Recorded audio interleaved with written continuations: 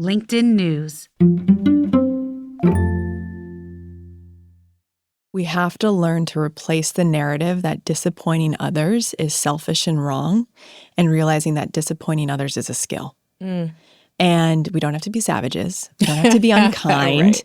We don't have to be mean-spirited, but we have to realize, and this has honestly been the biggest lesson in my entire life journey thus far, is that I need to tolerate the discomfort of other people being upset with me over tolerating the discomfort of disappointing and being out of alignment in my life. That's author Amber Ray. I'm Leah Smart, and this is Everyday Better. Stay tuned to hear why learning to disappoint others isn't selfish. It's a skill for unlocking authenticity. Don't forget to hit that follow button to get new episodes of our show every week. And if you're a regular listener, thank you, and I have a favor to ask. Consider leaving us a review wherever you listen to your podcasts so we can keep bringing you more conversations you love. And as always, thank you for being a part of our community.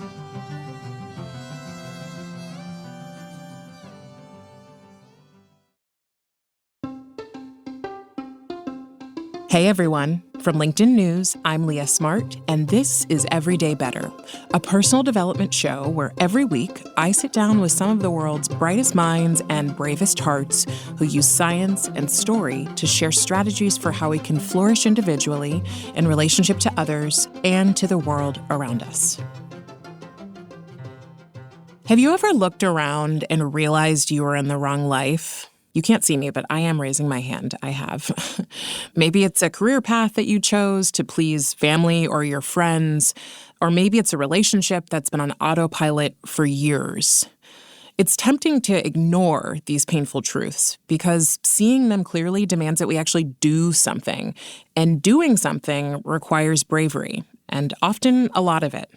It might even mean disappointing people that we love. Today, I'm joined by Amber Ray, who's a writer, best-selling author, speaker, and teacher.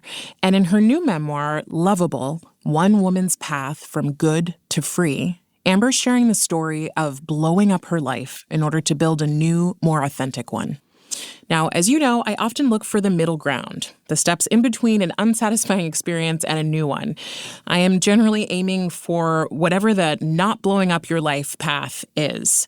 But at one point in my life, I did blow it up. I realized I was in the wrong city, and most importantly for me, I was in the wrong career. Where I ended up over a period of 5 years is actually right here in this seat talking to you. And Amber had a similar situation. On paper, she lived this enviable life in Mexico, writing best-selling books, and she was in the middle of doing a huge podcast tour on big shows, sharing with her listeners and audience how to live authentically. But there was one problem. She'd crumple to the floor after every interview was done, because what she was telling people to do was not how she was living herself. While all looked perfect on the outside, her life, and particularly her marriage, had left her feeling emotionally disconnected and totally unfulfilled. When she fell in love with someone else unexpectedly, for the first time she saw clearly how her life was built around the needs and expectations of others. And she set out to do something totally different, build a life rooted in what she really wanted. Since then, her life and her business have transformed entirely, and she's sharing the wisdom that she earned, that hard-fought wisdom, with all of us to apply to any area of our life where we feel stuck, challenged, disconnected, or unfulfilled. In our conversation, Amber shares the most important piece, how she dismantled her old life, learning how to disappoint other people and deal with digital hecklers along the way. Here she is.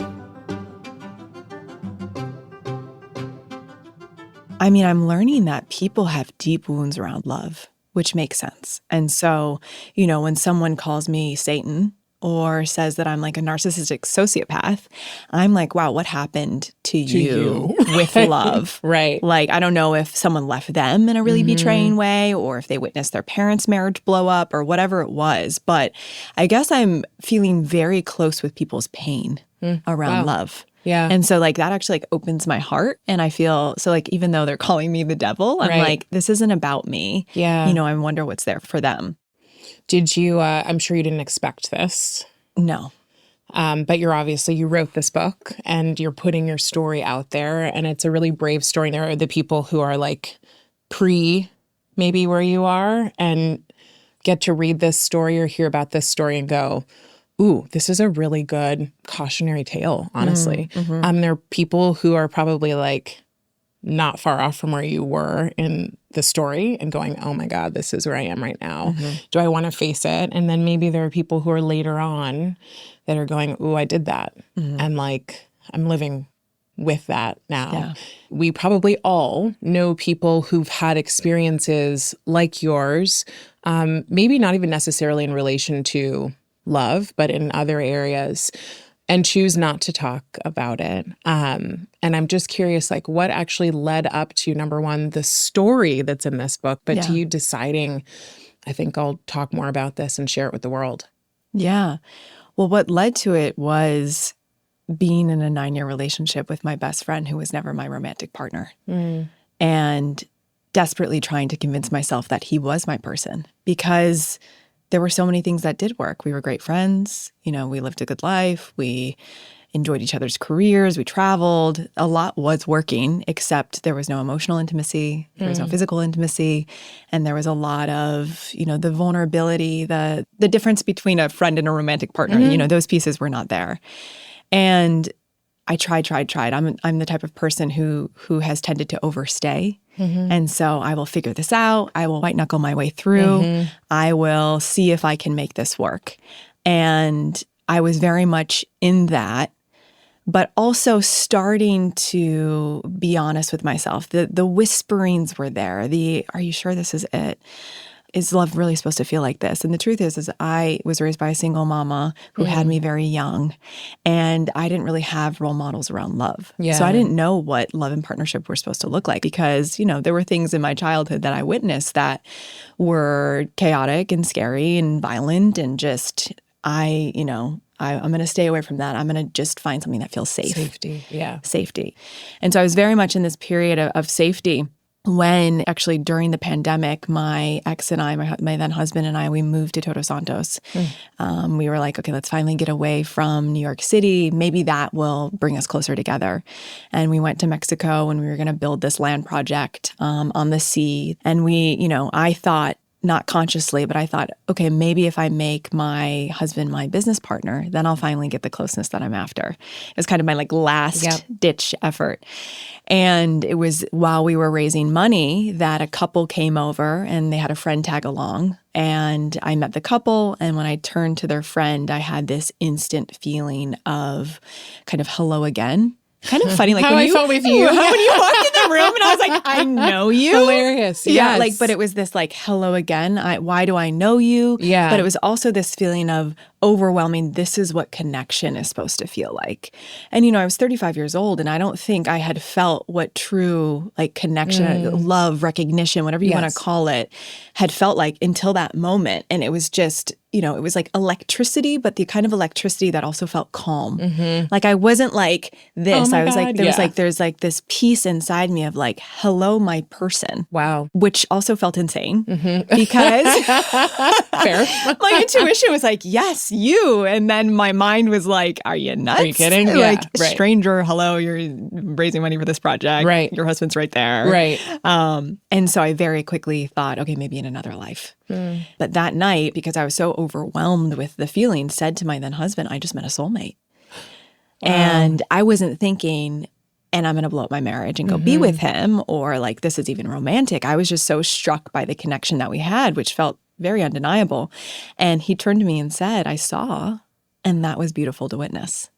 So, how did I get to writing this book and telling this story? I lived this kind of crazy life moment, a sliding doors moment of what do I do with this? And I think what happened for me when I looked into his eyes is that I woke back up, and I had been asleep, and I had been lying to myself and trying to convince myself to make something work because society says stay. Yeah. Figure it out. Yep.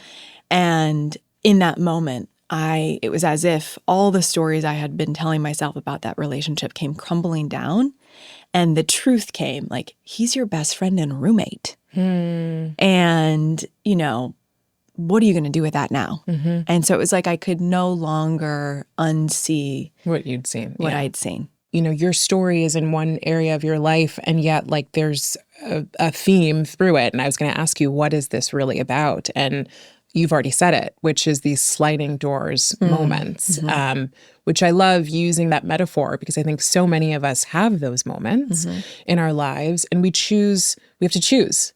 And sometimes it's really fast. The choice isn't like, I have years to think about this. It's called a sliding door for a reason. Yeah. It's like, we've got to decide now what we're going to do. Yeah.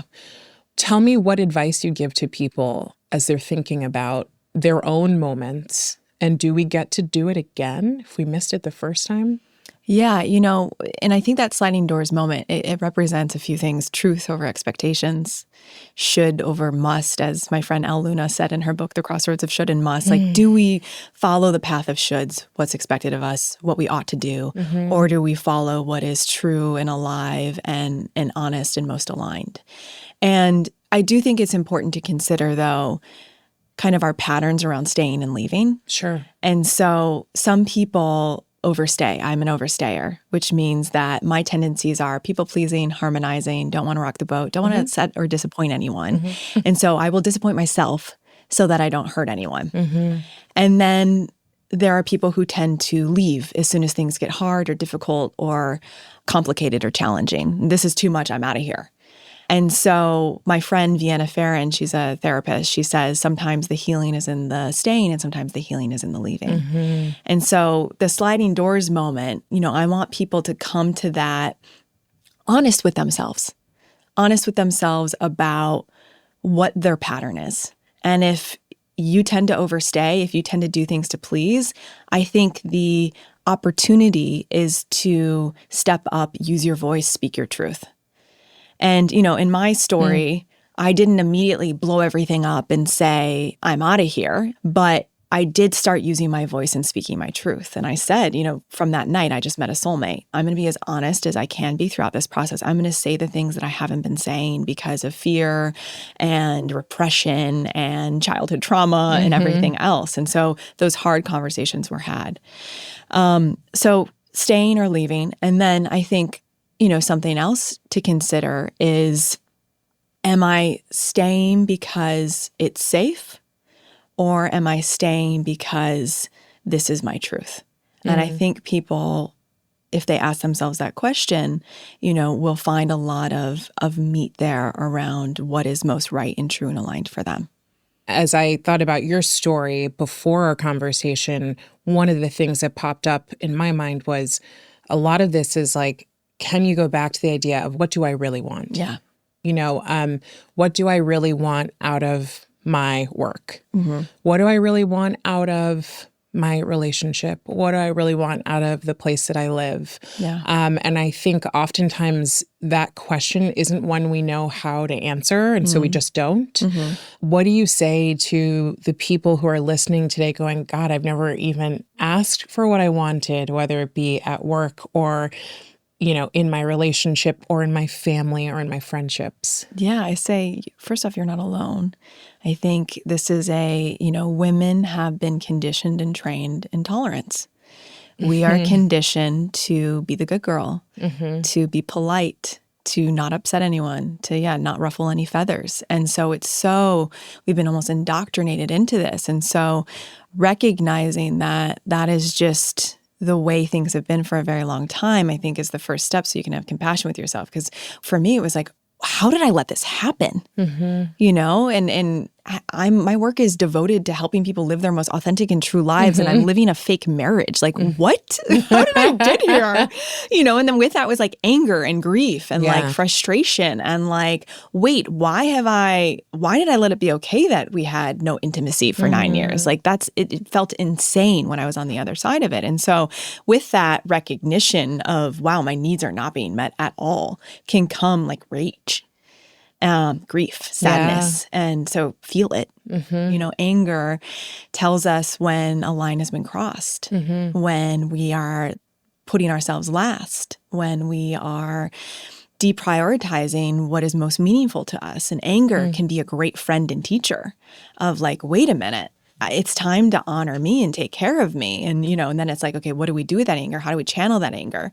So, for the women who are just coming online, it's just like going to the gym. We got to build the muscle. And so slow and steady. And so it's, small things. Ask yourself, what's one thing I can do for myself today that feels like it's for me? Or what am I needing right now? Just starting to ask yourself the questions and see what comes online. It might be, I need to take a walk, or I need a glass of water, or wow, just thank you for asking.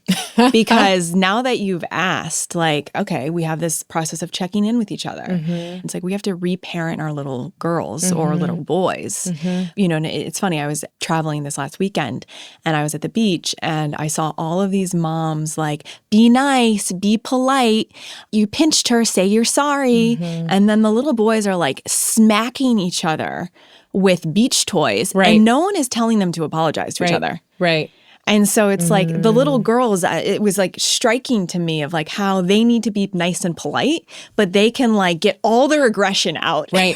Get all of the energy everything. out. Do Yeah. whatever. Yeah. And it's just let boys be boys. Yep. Not to say Yes. that boys and men don't also deal with people pleasing and all of that. Sure. Yeah. But I do think our society's constructs have been around the good girl. So you're saying that in order for us to show up and arrive at the place of understanding what we want and also doing something about it, we are going to have to learn to switch from the role of the good girl or the pleaser to something else. Yeah.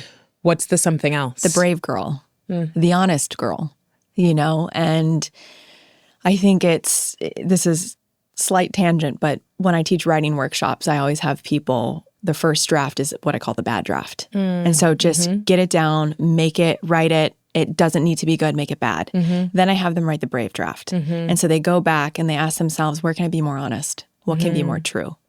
I think that applies to our lives as well.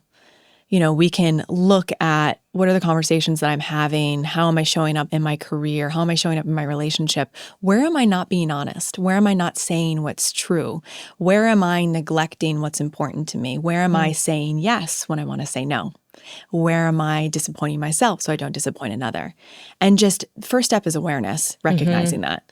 And then the second step is, okay, what would brave me do? And I'm an avid journaler, so I find the process of, if you can be brave on the page, you can be brave in real life. And so, when I was just starting to get back in touch with some of these needs and desires, I would go to the page and kind of, whether it was have a conversation that I wasn't having, okay, here's what I could say that feels honest and true. It's I had to articulate it and write it down before I could ever go face that person and say it out loud. And rehearse it. Yeah, it was the rehearsal. Or, okay, this friendship has felt like we're not on the same page for a while and I haven't been having that conversation. What's here for me? And so we have to have that space of self-inquiry and self-investigation so that we can see what's not serving us, and then we can make different choices. We can make braver choices. So we've heard Amber's story, but coming up, she's going to give advice for how you can get better at disappointing people. We'll be back in just a few moments.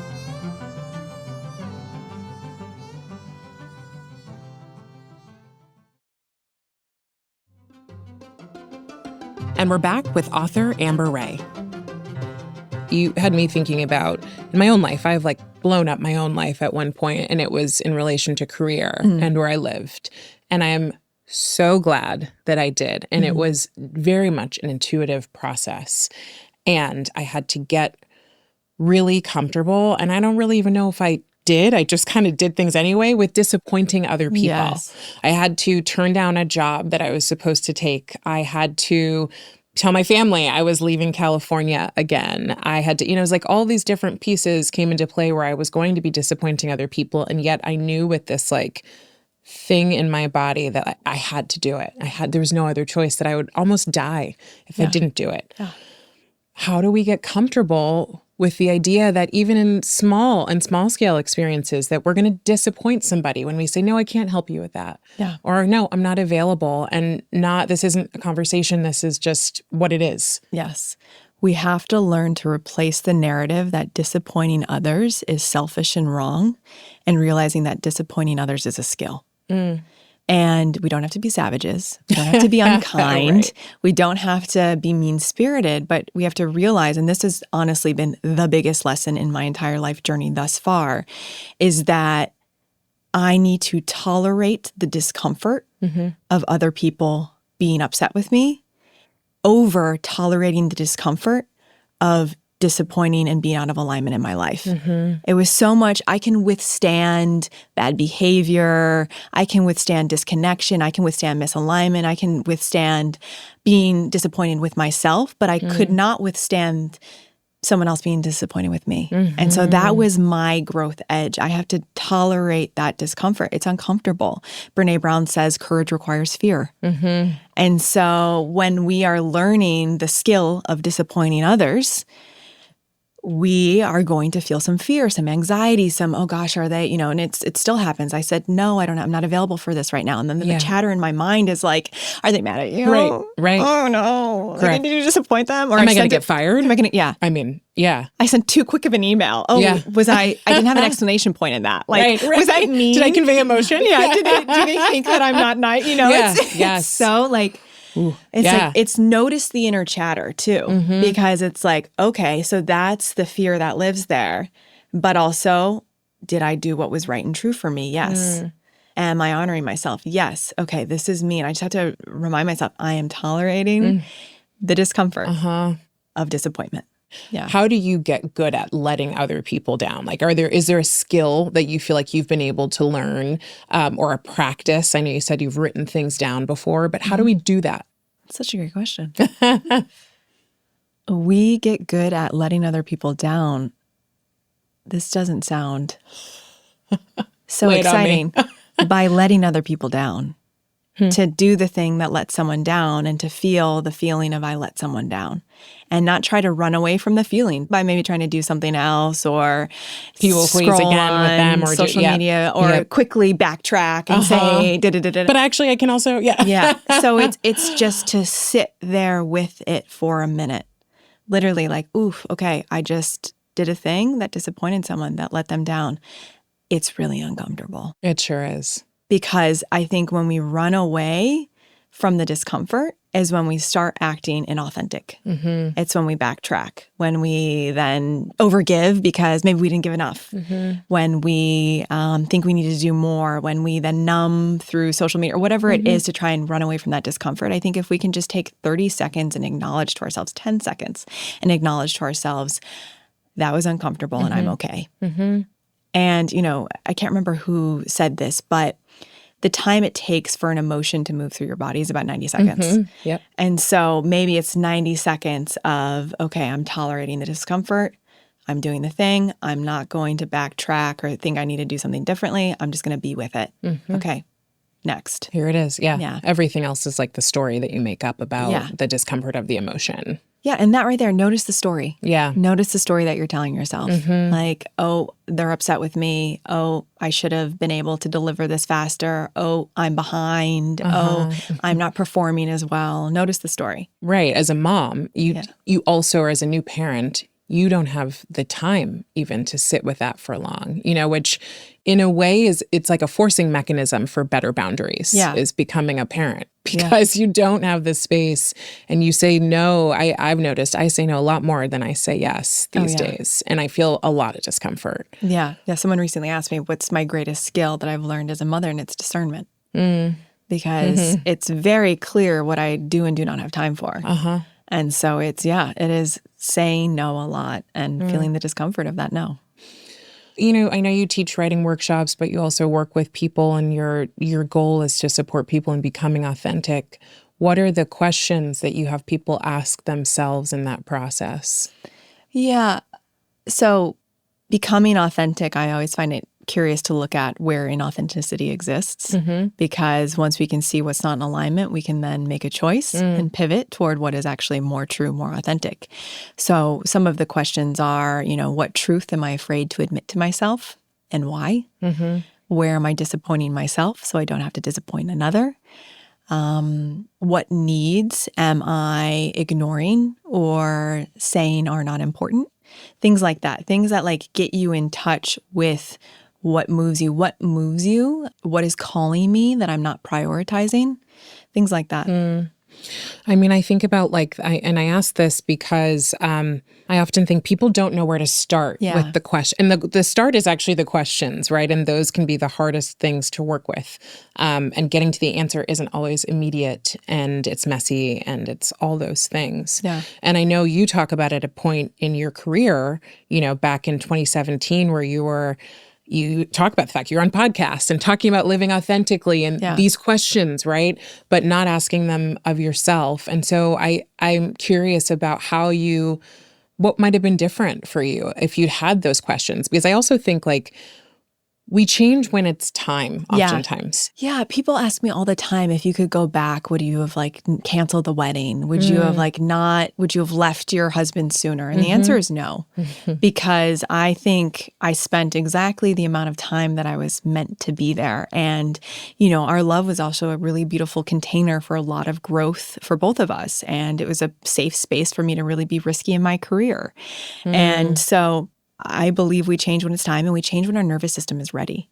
And so also looking at my, my husband now and my child now, that wouldn't have happened had I have left sooner. And I know with every ounce of my being that my son is meant to be my son. And so it's no, I wouldn't change a thing. That was what was necessary for my growth.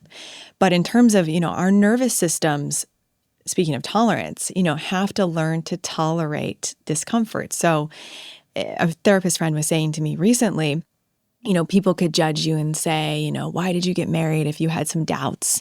And it's well, your nervous system couldn't handle disappointing people, calling off the wedding, all the money you had spent, embarrassing, losing community, upsetting his friends and family, everything that comes with calling off a wedding, your nervous system was not at the point where it could tolerate that. And we can say the same for our career. If you want to leave your career and pivot to a new company, you might not be able to tolerate everything that comes along with that. Right. We may need to take care of our family. We may need to reach a certain goal. We may be trying to buy a home. Whatever those mix of things are in your reality, we have to optimize for that. And I think our work gets to be, how do we increase our capacity to stay regulated when things feel out of balance, when things feel frightening, when things feel scary. And know that when we do that work, the right time will come. Right. I also think it's really important that we point to the fact that sometimes we are afraid to sit in something because of how it will challenge us. And obviously not saying that about your story, but as I think about, challenges in career, challenges in friendships, especially with the narrative now of toxic people, toxic relationships, toxic boss, toxic job, let them, these kinds of things get twisted in a way that allow people to pull themselves off the hook when it comes to potentially growing or facing something about themselves that they might not like. Absolutely. What are your thoughts on that?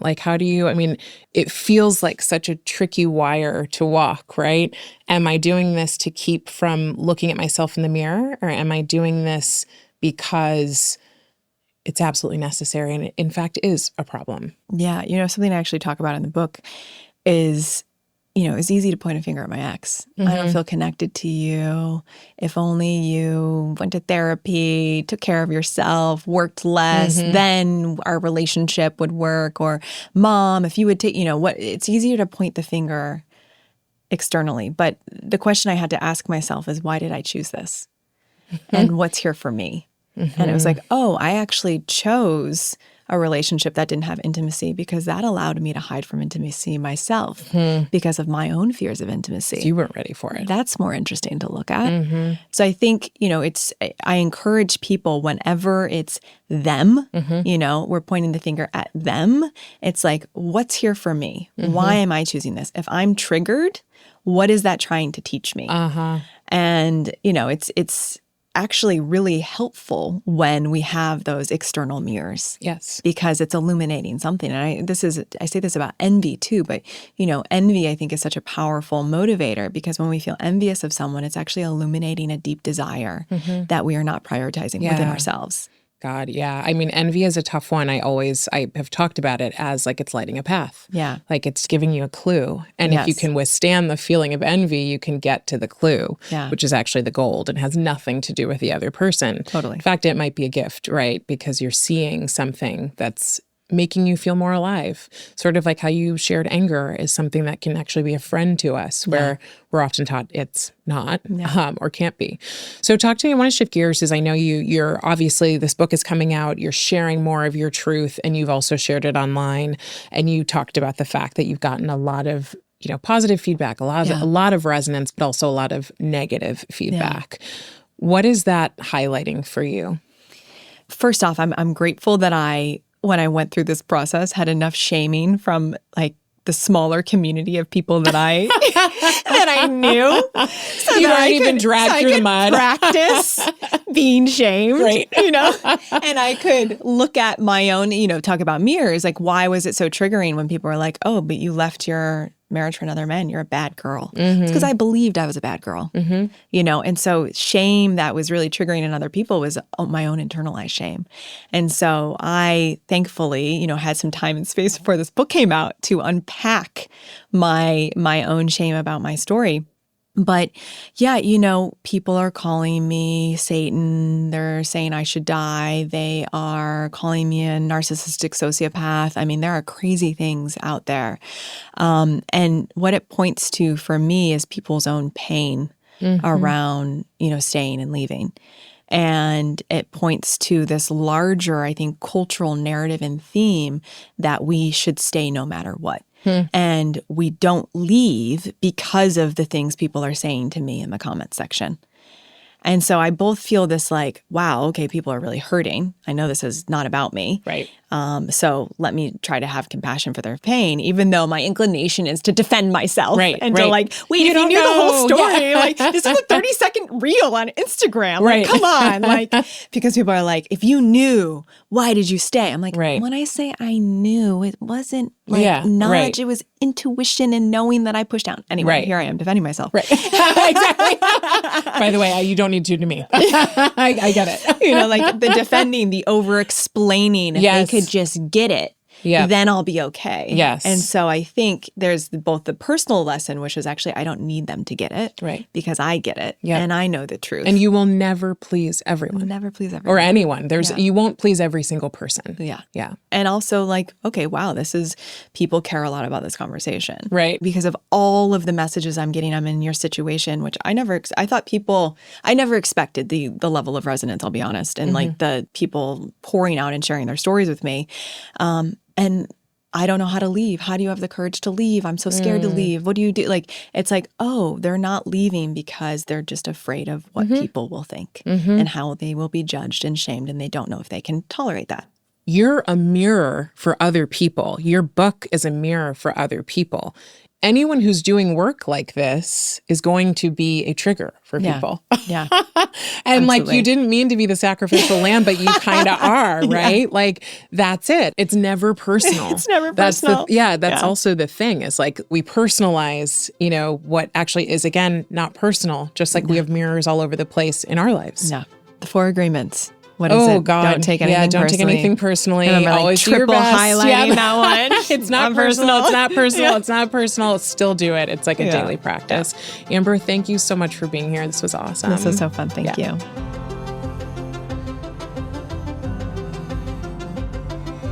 That was Amber Ray, author of Lovable, One Woman's Path from Good to Free. If you liked this episode, you'll also love my conversation with Jody Wellman on how to make it to the end of this thing called life with fewer regrets. You can find a link to that in the show notes for this episode. And if you give it a listen, let us know what you think. Everyday Better is a production of LinkedIn News. The show is produced by Grace Rubin and Emily Reeves. Asaf Gadron is our sound engineer.